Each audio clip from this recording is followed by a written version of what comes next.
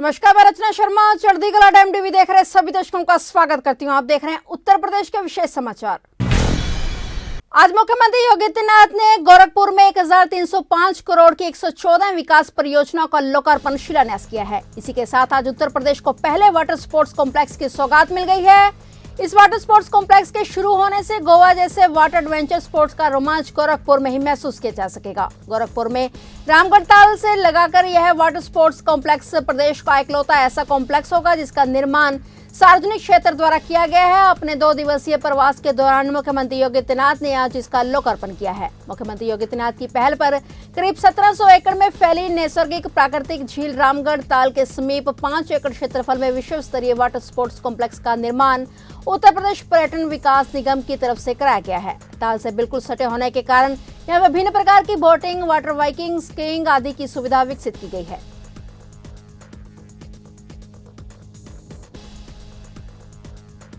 आज एक साथ गोरखपुर को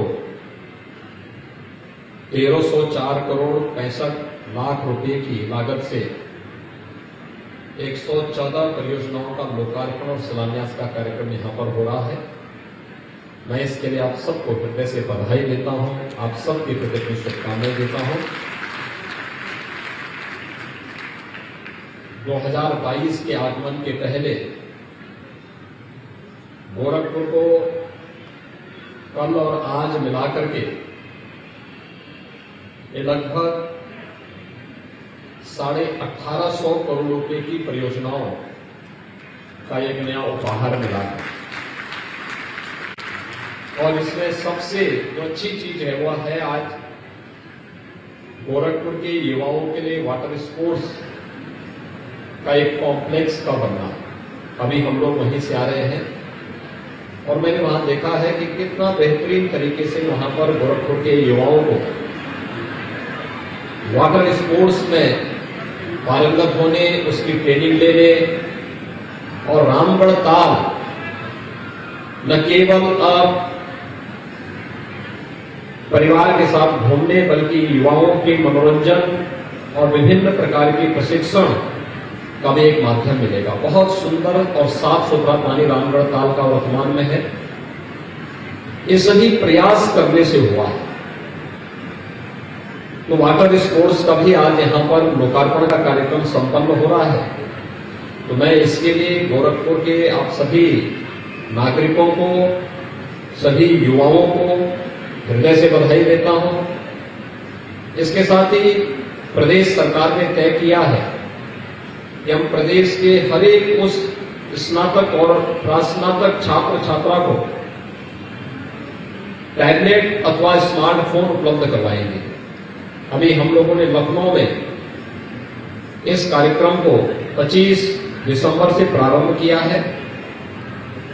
उस दिन लखनऊ में 60,000 युवकों को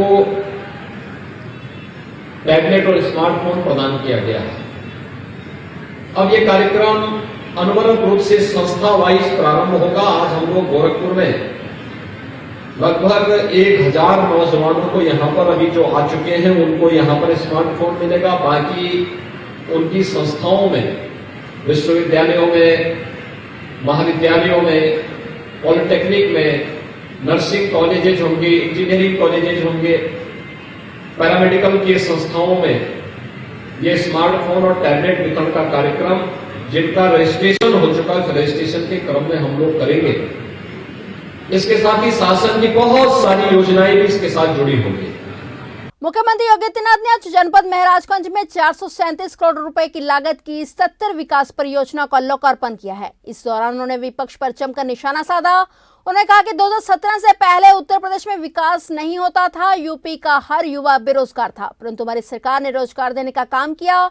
उन्होंने कहा कि कानपुर इत्र व्यापारी का जिक्र करते हुए साथ ही सीएम योगी ने कहा कि गरीबों का पैसा जेसीबी से निकाला जा रहा है। भारतीय जनता पार्टी की सरकार ने कोरोना काल में सभी को फ्री में दवा, फ्री में राशन दिया जा रहा है। पहले की सरकार में गरीबों को आवास नहीं मिलता है और आज हमारी सरकार में सभी को आवास मिल रहा है। पिछली सरकार में गरीब को आवास का पैसा नहीं मिलता था और इसका पैसा कहां जाता था ये सब जानते हैं। भाजपा सरकार आने के बाद 4.5 वर्ष में 43 लाख गरीबों को आवास दिया गया। सीएम योगी ने कहा कि अवैध संपत्ति पर बुलडोजर चल रहा है तो समाजवादी पार्टी के लोगों को दर्द हो रहा है। सीएम योगी ने कहा कि जो युवाओं के भविष्य के साथ खिलवाड़ करेंगे उन पर हमारी सरकार कार्रवाई करेगी।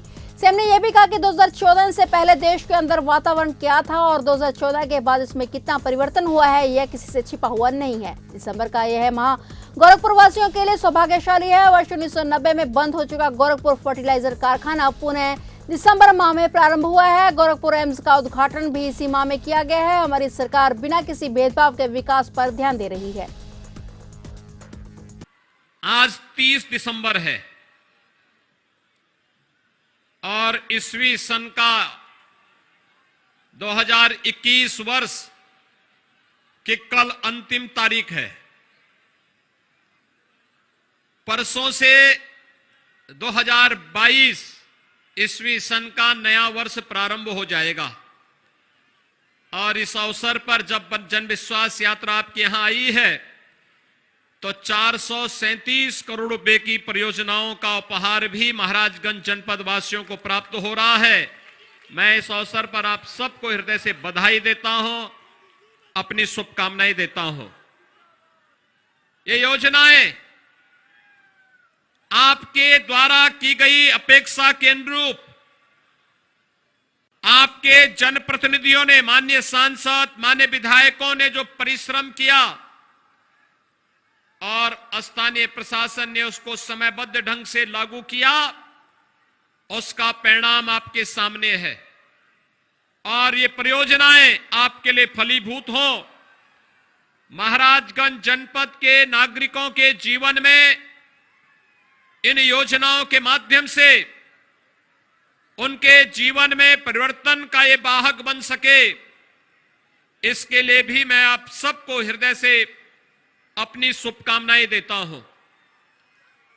भाइयों बहनों, आज फर्क साफ है। 2014 के पहले देश के अंदर वातावरण क्या था और 2014 के बाद देश के अंदर वातावरण में कितना परिवर्तन हुआ है, यह आज किसी से छुपा हुआ नहीं है। 2014 के पहले देश के अंदर अविश्वास था, देश में अराजकता थी, देश में लोगों के मन में सरकार के प्रति एक गुस्सा था, व्यापक भ्रष्टाचार था, आतंकवाद, उग्रवाद सिर चढ़ करके बोल रहा था, देश की आस्था के साथ खिलवाड़ हो रहा था। लेकिन 2014 के बाद प्रधानमंत्री मोदी जी के नेतृत्व में भारतीय जनता पार्टी की सरकार बनने के बाद देश के लोगों के मन में एक विश्वास जागृत हुआ, वैश्विक मंच पर भारत की प्रतिष्ठा बढ़ी, आम जन को शासन की कल्याणकारी योजनाओं का लाभ मिलना प्रारंभ हुआ। कहीं हाईवे, कहीं पर एयरपोर्ट, कहीं पर जल मार्ग से यातायात की सुविधा प्रदान करने की कार्रवाई, कहीं हाईवे, कहीं रेलवे, कहीं पर अन्य तमाम प्रकार की सुविधाएं प्रदान करने की कार्रवाई आगे बढ़ी और गरीब कल्याणकारी योजनाओं का लाभ लोगों को प्रदान होना शुरू हुआ। हर गरीब के घर में शौचालय बने, हर गरीब को सिर ढकने के लिए छत मिले, हर गरीब को राशन मिले, हर गरीब को 5 लाख रुपए का आयुष्मान भारत की सुविधा मिले, हर गरीब को शासन की सुविधाओं से आच्छादित करके उसके जीवन में परिवर्तन लाया जा सके, इसके जो कार्यक्रम प्रारंभ हुए देश के अंदर लागू तो हुए, लेकिन उत्तर प्रदेश में 2017 तक पिछली सरकार ने उन योजनाओं को लागू नहीं होने दिया। विश्व हिंदू महासंघ के प्रदेश अध्यक्ष भिखारी प्रजापति बहराइच पहुंचे। उन्होंने जय जय जय योगी सरकार के नारों के साथ सीएम की सरकारी नीतियों को अपने कार्यकर्ताओं के समक्ष रखा। उन्होंने कहा कि सम्मेलन का मुख्य उद्देश्य मुख्यमंत्री योगी आदित्यनाथ की सरकारी योजनाओं को जनता तक पहुंचाना है। इस कार्य में अब संत समाज भी पीछे नहीं रहेगा। इस दौरान प्रदेश अध्यक्ष ने असदुद्दीन अवैसी पर भी निशाना साधा। विश्व हिंदू महासंघ जय जय जय योगी सरकार का 1 महीने का कार्यक्रम कर रहा है। उसी कार्यक्रम के तहत आज हम बहराइच आए हैं और 30 दिसंबर को लखनऊ में हम इसका समापन करेंगे। जय जय जय योगी सरकार के माध्यम से विश्व हिंदू महासंघ पूज्य महाराज योगी आदित्यनाथ जी द्वारा किए गए 5 वर्ष के कार्यों का लेखा जोखा रखता है और लोगों को यह बताने का प्रयास करता है कि महाराज जी ने क्या क्या किया है। इसी के संदर्भ में आज मैं बहराइच में आया हुआ हूँ श्री राकेश दुबे और अजय शुक्ला जी के आमंत्रण पर। आज आपने समरसता भोज के लिए खिचड़ी प्रोग्राम भी रखा है। जी, हिंदुत्व को जोड़ रहे हैं। क्या हिंदू जो है इस समय भी नहीं जुड़े हैं? नहीं, हिंदू जुड़ा हुआ है। राष्ट्रसंत अवैधनाथ जी का ये सपना था कि खिचड़ी सहभोज के माध्यम से हम सब लोग एक साथ मिल बैठ करके रहें। ये राष्ट्रसंत अवैधनाथ जी के सपने के अनुरूप आज ये सहभोज का कार्यक्रम रखा है। ओवैसी जो है वो उल्टा बोल रहे हैं। अभी आपने जैसे कहा अपने संबोधन में, क्या कहना चाहेंगे? देखिए, ओवैसी चाहते हैं कि मैं मुगल सम्राट बन जाऊं हिंदुस्तान में। यह उनकी मंशा पूरी होने वाली नहीं है। यदि मोदी जी पहाड़ पर चले जाएंगे तो उनके प्रशंसक और योगी जी यदि मठ में चले जाएंगे तो उनके चेले कभी भी ओवैसी के सपने को साकार नहीं होने देंगे। और मोदी और योगी के लोगों के रहते हुए यह देश फिर से मुगल सल्तनत नहीं बनेगा और ओवैसी इस देश का सम्राट बनने पाएगा। अखिलेश यादव और शिवपाल जी एक साथ हो गए हैं बीजेपी को हराने के लिए, क्या कहना चाहेंगे? देखिए, बीजेपी को हराने की बात नहीं है। वे जो कुछ भी करेंगे उससे बीजेपी का वोट बढ़ेगा। वे लोग बीजेपी को जिताने का प्रयास करेंगे क्योंकि एक सन्यासी योगी आदित्यनाथ और राजसंत मोदी जी ने जो कार्य किए हैं वह जन जन तक पहुंचा है। सभी लोग उस चीज़ को देख रहे हैं और उनके भी कार्यकाल की याद करते हैं। इसलिए बीजेपी के ऊपर इसका किसी भी प्रकार का कोई प्रभाव नहीं पड़ने वाला। अखिलेश हमीरपुर जनपद के मुस्कुरा थाना क्षेत्र के एक गांव में सीबीसीआईडी की एडीजी देव कुमार एंटोनी 2019 में हुई छेड़खानी के मामले में घटनास्थल पर जांच करने पहुंचे। पीड़िता के पुत्र ने पुलिस की कार्रवाई से संतुष्ट होकर कोर्ट का दरवाजा खटखटाया और कोर्ट में सीबीसीआईडी जांच की मांग की। कोर्ट के आदेश के अनुसार सीबीसीआईडी जांच के तहत सीबीसीआईडी एडीजी लखनऊ घटनास्थल का मुआयना करने पहुंचे। संबंधित एडीजी ने घटनास्थल के साथ साथ पड़ोसियों से और गाँव के लोगों से पूछताछ की। वहीं एडीजी के साथ क्षेत्र के क्षेत्राधिकारी अभय नारायण राय एवं मुस्कुरा कोतवाली प्रभारी फोर्स के साथ मौजूद रहे। मिर्जापुर लालगंज थाना क्षेत्र के रामपुर अतरी गांव के 2 युवकों को गिरफ्तार कर थाने में ले जाने के बाद थानेदार द्वारा युवकों की पिटाई की गई। पेशी के दौरान कचहरी में आए युवकों ने आरोप लगाते हुए बताया कि थानेदार हेमंत कुमार सिंह व अपने साथ एक दीवान को लेकर पूरी रात लाठी से बुरी तरह उन्हें मारते रहे। इतना नहीं, 24 घंटे के स्थान पर जबरन 48 घंटे तक थाने में रखा। मामला उजागर तब हुआ जब युवकों ने कचहरी में पेशी के दौरान पहुंचकर मीडिया को अपने शरीर के चोट के निशान दिखाकर थानेदार द्वारा भाजपा सरकार के ऊर्जा राज्य मंत्री रमाशंकर सिंह पटेल पर सजातियों के बदला लेने के लिए थानेदार द्वारा पिटाई का आरोप लगाने लगे। बताया जाता है कि गांव में पटेल व ब्राह्मण बरादरी में ग्राम प्रधान के चुनाव को लेकर पहले ही तनातनी का माहौल था। युवकों ने भाजपा सरकार के राज्य मंत्री रमाशंकर सिंह पटेल व इंस्पेक्टर हेमंत कुमार सिंह पर सजातियों के साथ मारपीट का बदला लेने के लिए इंस्पेक्टर में थाने में पिटाई करने का आरोप लगाया है। जितनी बार फोन आया वो मंत्री का उतनी बार लोग उसको मारे हैं। अच्छा, दारू पी के मारा है? दारू पीता था कि नहीं? दारू पिया था कि नहीं हमने ये नहीं देखा। हमको सिर्फ ये लोग मारते रहे। अच्छा, ठीक है। यह बात मजिस्ट्रेट सामने बोलना। प्रदेश के इटावा, मैनपुरी, कन्नौज, रामपुर, आजमगढ़ जैसे सिर्फ 5 जनपदों को 24 घंटे बिजली की व्यवस्था देने वाली सरकार में बाकी पूरे देश को सिर्फ 5 घंटे ही बिजली मिल रही थी। सपा, बसपा, कांग्रेस और सपा के 2 युवाओं का गठबंधन पर सबका साथ सबका विकास भारी पड़ा। ये बातें गाजीपुर के जंगीपुर विधानसभा के जंगीपुर में बीजेपी किसान मोर्चा के द्वारा आयोजित किसान सम्मेलन में डुमरियागंज सांसद जगदम्बिका पाल ने कही। इस दौरान उन्होंने कहा कि 2017 में 2 युवाओं का गठबंधन और 2019 में सपा बसपा का गठबंधन कर हर हथकंडा अपनाकर देख चुके। उसके बाद भी बीजेपी की सरकार बनी क्योंकि जनता ने सबका साथ सबका विकास करने वाले मोदी जी पर विश्वास कर जनता ने साथ दिया। वहीं सपा से गठबंधन करने वाले ओम प्रकाश राजभर पर भी हमला बोलते हुए उन्होंने कहा कि बीजेपी के सहयोग से पहली बार विधायक बनने का खाता खोला, नहीं तो ओम प्रकाश राजभर कई बार चुनाव लड़े और कई बार जीत नहीं पाए। उन्होंने तंज कसते हुए कहा कि इस बार राजभर की पार्टी की बोहनी भी नहीं होगी।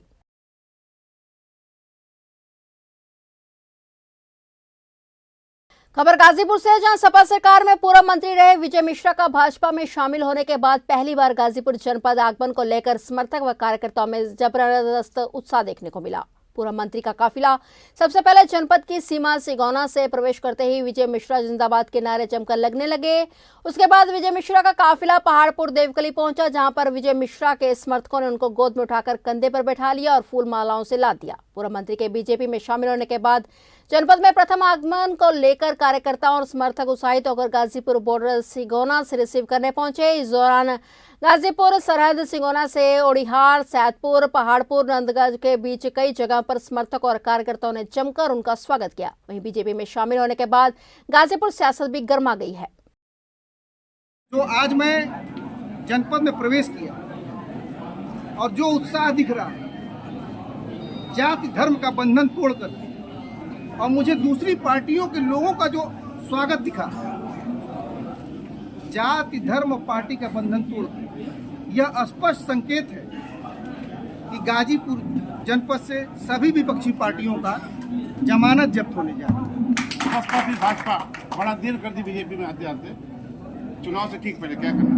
देखिए, मूलतः जिस विचारधारा से हम लोग जुड़े हुए हैं, जो हमारा जैसा हमारा परिवार है, जो हमारे परिवार की सभ्यता है, संस्कृति है, जो इतिहास है, वो इसी विचारधारा से ही मूल रूप से जुड़ी हुई है। मैं माननीय नेताजी के संपर्क में व्यक्तिगत रूप से था और उनके निर्देश पर जब अच्छे लोग राजनीति में आएंगे तभी राजनीति को सही दिशा मिलेगी। तो मेरे मन में भी गाजीपुर के विकास को लेकर के एक ललक थी। कटरा कोतवाली के अनगढ़ रोड स्थित कोतवारूपुरे मोहल्ले में हुई सनसनीखेज वारदात ने लोगों को मर्माहत कर दिया है। कक्षा 5वीं में पढ़ने वाली नाबालिग अपने साथियों के साथ खेल रही थी, तभी उस पर पड़ोस में रहने वाले युवक अमन यादव की निगाह पड़ी। अमन के घर में उस पर समय कोई नहीं था। मौके का लाभ उठाते हुए उसने पतंग देने के बहाने घर में नाबालिग को बुलाया और उसके साथ अजय ठाकुर प्रजापति भी था। दोनों ने मिलकर नाबालिग के साथ सामूहिक दुष्कर्म किया। पोल खुलने के डर से उन्होंने रस्सी के सहारे गला घोंटकर बच्ची की हत्या कर दी। घटना की सूचना पाकर मौके पर पुलिस के आला अधिकारियों की टीम पहुंच गई। देर रात तक खोजबीन होती रही। आसपास के घरों में जब तलाशी ली गई तब आरोपी के घर से नाबालिग की चप्पल व पैर की पायल मिली। कड़ाई से पूछताछ में अमन व ठाकुर ने अपना गुनाह कबूल कर लिया। एसपी ने पत्रकार वार्ता कर घटना का खुलासा किया।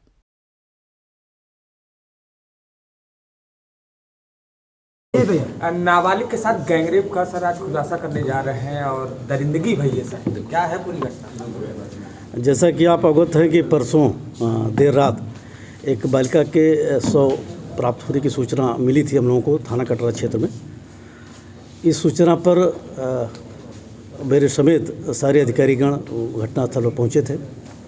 क्योंकि मामला बालिका की 100 मिलने से था, इसलिए हम लोगों ने इसको चुनौती के रूप में लिया और इसके अनावरण के लिए additional SP city, CO city के नेतृत्व में थाना प्रभारियों की टीम लगाई गई। साथ में सर्विलांस टीम और एसओजी की टीम भी लगी और 36 घंटे के अंदर इस घटना का सफल अनावरण किया गया। सर कैसे खुलासा हुआ, क्या आरोपियों ने बताया, कैसे ये गैंगरेप की पूरी घटना को अंजाम दी गया कैसे? हमारी टीम ने अथक प्रयास किया और अथक प्रयास करके घटना से संबंधित 2 अभियुक्तों को प्रकाश में ला करके उनको गिरफ्तार किया।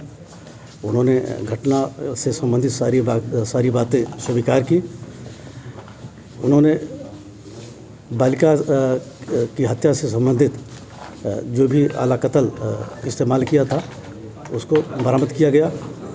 मुलजिम के घर से बालिका के चप्पल को भी बरामद किया गया। हमारी इस टीम ने अथक परिश्रम करके इसका अनावरण किया है, इसलिए हम इसको 15,000 रुपये इनाम देने की घोषणा करते हैं। किशोरी कैसे पहुंची थी आरोपी के घर में? किशोरी कैसे पहुंची या उसको ले जाया गया था, कैसे वहां तक पहुंची थी, क्या था सर, कहाँ मिली थी किशोरी? दोनों आरोपी बालिका के बिल्कुल पड़ोस के ही रहने वाले हैं। इस बालिका को उन लोगों ने पतंग देने के बहाने घर में बुलाया था और ले जाकर के कमरे में उन्होंने दुष्कर्म किया। इस डर से कि कहीं बालिका इस बात को अपने घर बता न दे, उन्होंने रस्सी से उसका गला दबा करके हत्या कर दी। कौन कौन सी धारा सर लगाई गई इन आरोपियों पे, क्या कार्रवाई की गई? इसमें हत्या के साथ साथ बलात्कार संबंधी धारा 376D लगाई गई है। आगामी नववर्ष को लेकर विंध्य पंडित समाज और जिला प्रशासन द्वारा यह निर्णय लिया गया है कि 1 जनवरी और 2 जनवरी को पूर्ण रूप से मां विंध्यवासिनी जी का चरण स्पर्श पूर्ण रूप से बंद रहेगा। आगामी नववर्ष 2022 पर विंध्याचल मंदिर पर संभावित यात्रियों की ज्यादा भीड़ को देखते हुए यह निर्णय लिया गया है। 1 जनवरी को मां विंध्यवासिनी का चरण स्पर्श बंद ही रहता था, लेकिन इस वर्ष भीड़ ज्यादा होने की संभावना है और इस पर समय कोरोना काल और कोविड-19 के प्रोटोकॉल का अनुपालन कराया जाना है और इसको देखते हुए 1 तारीख और 2 तारीख को मां विंध्यवासिनी मूर्ति का चरण स्पर्श पूर्ण रूप से बंद रहेगा। परंतु इसमें यदि यात्रियों की संख्या फिर भी ज्यादा आती है तो इसे देखते हुए इसकी अवधि बढ़ाई भी जा सकती है।